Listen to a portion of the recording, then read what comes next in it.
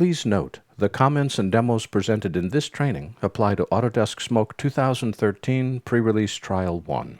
This software is in active development, so screens and functions will change over time. My name is Larry Jordan, and welcome to Getting Started with Smoke 2013.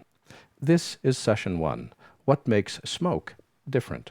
Smoke is an all-in-one storytelling tool that connects editing with effects. Smoke is for editors who need to do more than just edit.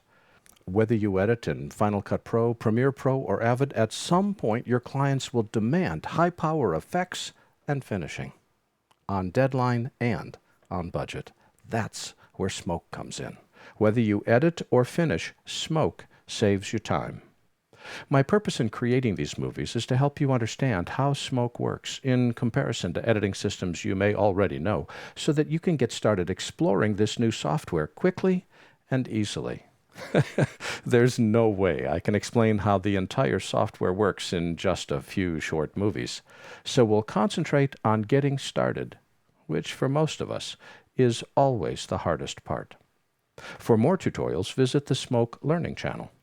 This is Session 1, What Makes Smoke Different. Session 2 is Getting Started, How to Create a New User in a New Project, and Why.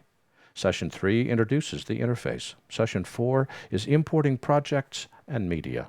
Session 5 is Creating a Simple Edit. And Session 6, Creating a Simple Effect.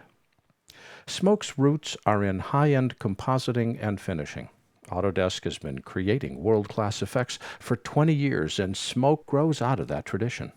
This version of Smoke was redesigned to look more like a traditional NLE, provide familiar keyboard shortcuts, and simplify importing projects between Final Cut, Premiere, and Avid. But it isn't a typical NLE. That's where this video can help you understand what makes Smoke different. Whether you use Final Cut, Premiere, or Avid, we assume that project files are single things that are stored in one place, that media files are clips that we move around as objects, that only one person can edit the same project and media at a time, that effects like transitions, color grading, 3D compositing, or titles often require lots of third-party plugins. None of these are true when you use Smoke, which I need to explain before we start using the program. Smoke defines things differently. A project is a folder containing multiple folders of metadata to track your edit and effects. Project files don't actually exist.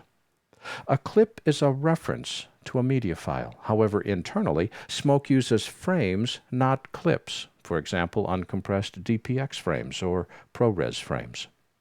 Metadata is information about each frame in a clip. Metadata is frame-specific, not clip-specific. And a user is the editor that's signed into Smoke for that session. Smoke supports an unlimited number of editors per computer. In the next movie, I'll show you how to get started with Smoke, how and why to create a new user, how to create a new project, and along the way, I'll explain project settings and show you which ones really matter. For now, though, it's enough to know that on the surface, Smoke seems like your current editing system, and it's fully compatible with it. But under the surface, Smoke is really different. And when you understand that difference, you'll understand why you need Smoke.